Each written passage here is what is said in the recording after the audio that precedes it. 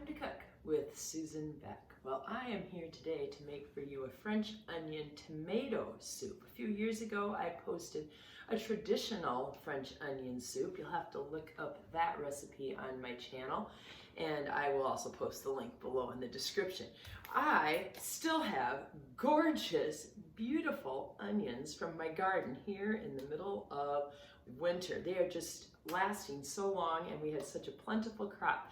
So we've been thinking about, we really need to start, having more grilled onions on our burgers and having grilled, not grilled, but more French onion soup, and maybe making some onion rings and so forth. So I am just going to cut the ends off of both sides of this onion, peel away that outer layer. I do have a little bit in the middle here that I want to get rid of.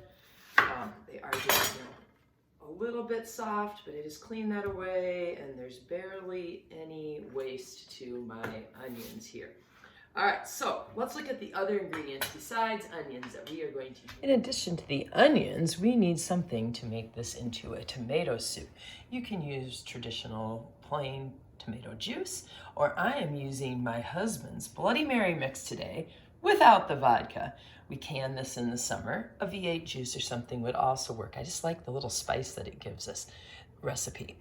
All right, we're gonna do a little lemon juice, a little beef bouillon, some brown sugar for just a touch of sweetness, and some parsley. This recipe is made as a serving for two. Usually I use French bread, but I happen to have this Focaccia bread in my house today that I am going to use instead as the breading on top.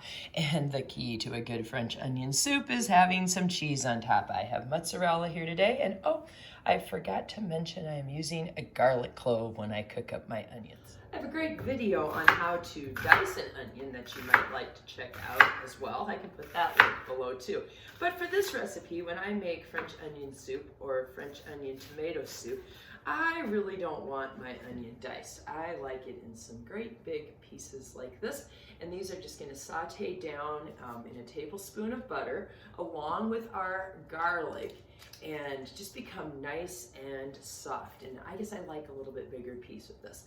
It's up to you. You can cut your onions however you'd like. All right, let's get that husk off of our garlic clove. Oh, again, my garlic cloves are still looking quite good considering the time of year it is.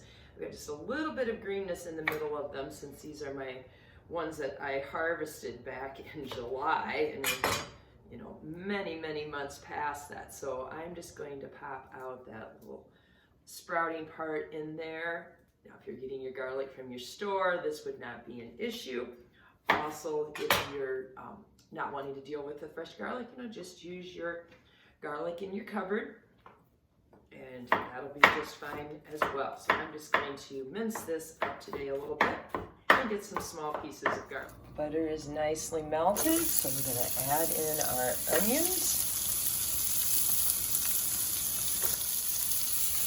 And I will add in those pieces of chopped garlic as well. Just going to let this saute on medium, maybe even turning it down to medium low after they get going here, so that we cook them nice and slow. And we want them to caramelize and kind of brown a bit.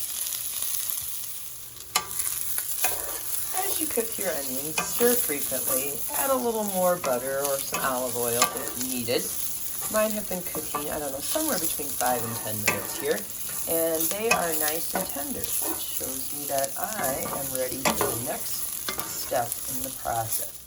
It's now time to add the other ingredients into our softened onions and garlic. So we're going to be putting in 3/4 of a teaspoon of parsley, 3/4 of a teaspoon of brown sugar, just a tiny bit of sweetness, and 3/4 of some beef base. If you have those little cubes, those would be fine. Just throw in one. I happen to buy my soup base usually in these containers, and in that goes. And I have 1 tablespoon of lemon juice for a little acidity in there. All right, that's going to sizzle. Now you may have noticed that my pan, I've got this nice stainless steel pan, was kind of burning on a little bit to the bottom, but this tomato juice, if I add it kind of slowly and just let that heat, it's going to lift that right off. It's awesome. Let's give you a close-up look of that. You can already see where just that little bit I put in is lifting that right off. This is called deglazing the pan. It can be done with water, it can be done with wine, and in our case today, we're going to use that Bloody Mary mix.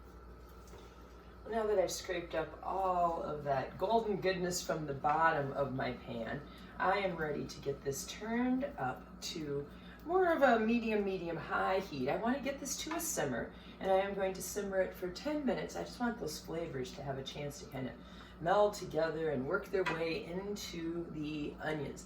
This really is like a 30-minute meal, like 5 minutes to get everything cut up and ready to go, 10 minutes to saute those onions in the butter along with the garlic, 10 minutes to simmer, and then 5 more minutes we can put it into our little crocks and bake it in the oven. That only takes 2 or 3 minutes just to kind of brown that cheese up and melt it nicely.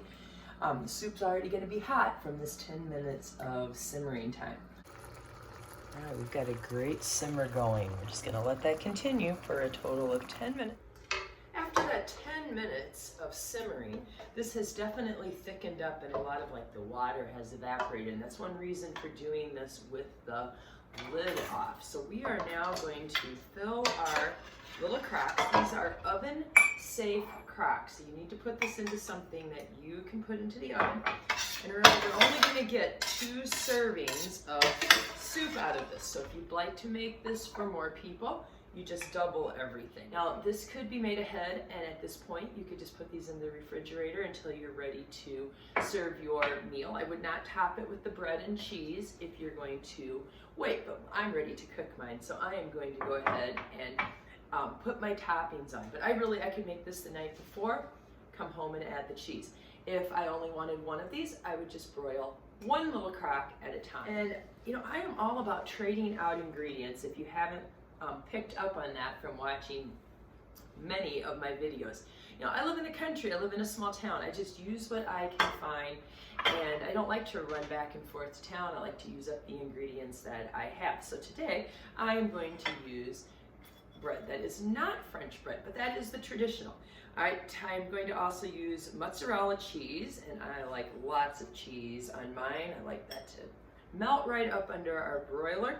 I probably have about 3/4 of a cup. That doesn't really need to be measured either. The cheese can be swapped out for many different cheeses. I mean, you could use gruyere, you could use fontina, you could use Monterey Jack. In fact, a cheese factory near us, Meister Cheese, they make a Wild Morel and Leek cheese that I think would be absolutely fantastic on a French onion soup.